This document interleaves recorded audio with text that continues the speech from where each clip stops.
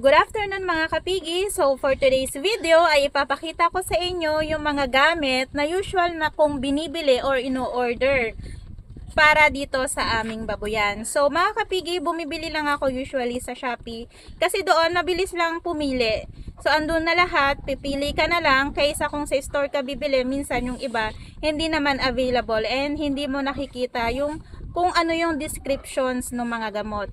So, and mas easy and accessible na bumili sa Shopee. So, doon talaga ako bumibili and umu-order mga kapigi. So, kanina nga dumating na yung ating order. So, buti naman kasi kailangan na natin talaga tong mga to para dito sa ating babuyan. So, ito yung in-order ko. Bigat. So, ayan mga kapigi. So, ang dami niyan.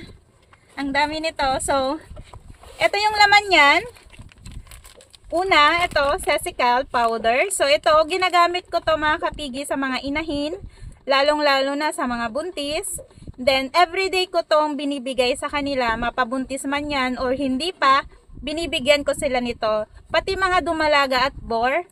Yan, maganda to mga kapigi kasi may calcium to, vitamins A, D, E, and minerals. So, maganda yung vitamins A, D, E para mabilis maglandi yung mga inahin natin. So, ito, everyday ko to binibigay kada umaga. Then, bumili din tayo nitong Mistral kasi nga, meron tayong dalawang inahin na manganganak. Yun nga yung isa, si Canusa, and yung pangalawa, yung hybrid natin na si Quinay. So, si Quinay, first time niya tong manganganak ngayon. So, ang due date nila is July 6. So, hindi ko sure kung sakto ba silang manganganak, sakto sa date. So, dahil nga tag-ulan na at malamig yung panahon, kailangan talaga paglabas pa lang ng biik ay madry na sila, matuyo na agad para hindi na sila lamigin. Kaya bumili ako nitong Mistral powder. Ito yung parati kong ginagamit. So paglabas, hindi ko na agad pinupunasan yung biik. Ito na yung pinapahid ko sa katawan. So wag lang dun sa ulo, sa buong katawan lang. Then itong dextrose powder, so ang laki-laki niya. Mas makakatipid kasi kapag malaki na, lalo na kung marami kayong alagang baboy. So, dextrose powder, para to sa mga baboy na walang ganang kumain. So, para hindi sila maubusan ng energy, dextrose powder, naghahalo kami nito sa tubig. Then, Vitamin Pro. Vitamin Pro, ito yung vitamins powder na ginagamit ko sa mga fatteners. So, very effective to mga kabigi. So, ang lahat ng tong binabanggit ko, hindi po ito sponsored ha. Baka naman, pa-sponsor.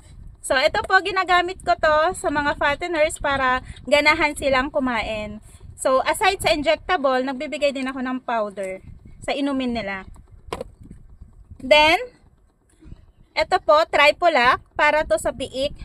So, usually, nagbibigay ako nito 2 to 3 days after ipanganak ng biik, kahit hindi pa siya nagtatae. Itong Tripolac ay para siya sa pagtatae, pero nagbibigay ako nito as prevention. So, hindi ko na hihintayin na magtae yung mga biik, nagbibigay na ako agad nito para hindi na sila magtae. So, kasi mas magastos kapag nagtae na yung biik natin, ang mahal ng gamot. Then, ito, oxytocin. Kasi nga mayroon tayong baboy na manganganak, first time pa lang niyang manganak, first parity niya. So, nagpasiguro ako ng oxytocin just in case na medyo mahirapan siyang manganak. So, meron na tayong ready na pampahilab or pantulong sa kanya para mailabas yung mga biik. Pero itong oxytocin mga kapigi ay hindi ito pwedeng ibigay sa inahing baboy na wala pang 3 to 4 biik na nailalabas. Kasi kapag nagbigay kayo nito na wala pang biik na nailabas, mailalabas yung mga biik, ay posibleng patay yung mga biik na mailabas niya. So, careful lang sa pagbibigay nito mga kapigi, okay? Basahin yung instructions bago magbigay ng mga gamot o anumang injectable sa mga baboy natin. Lalong-lalo na sa mga buntis or sa mga manganganak. Then, ivermectin injectable. So, 100 ml na to mga kapigi. Kasi, madami nga tayong fatteners. So, kailangan natin ito. Ito, mabilis lang ito maubos eh. Subcutaneous to mga kapigi. Itong ivermectin. Okay, huwag magbibigay ng IM. So, basahin ang instructions. Meron naman yan dyan sa dito sa label ng bote. Quick heal. So, ito, ginagamit ko to para sa mga sugat, pusod, mga ganyan, or sa pagputol ng buntot ng ating mga biik. So, ito yung ginagamit nating pang spray. Ito mga kapigi, mas tipid siya kaysa dun sa Combinex. Kasi, based on my experience, yung Combinex kasi, ano siya, madaming hangin lang doon sa loob ng ano niya, spray. Pero ito, konti lang yung lumalabas, tipid siya. And hindi siya masayang, kaya matagal siyang maubos. So, mas prefer ko to. Then, Apralite powder, para din to sa mga biik natin na ipapanganak. So, to prevent scouring.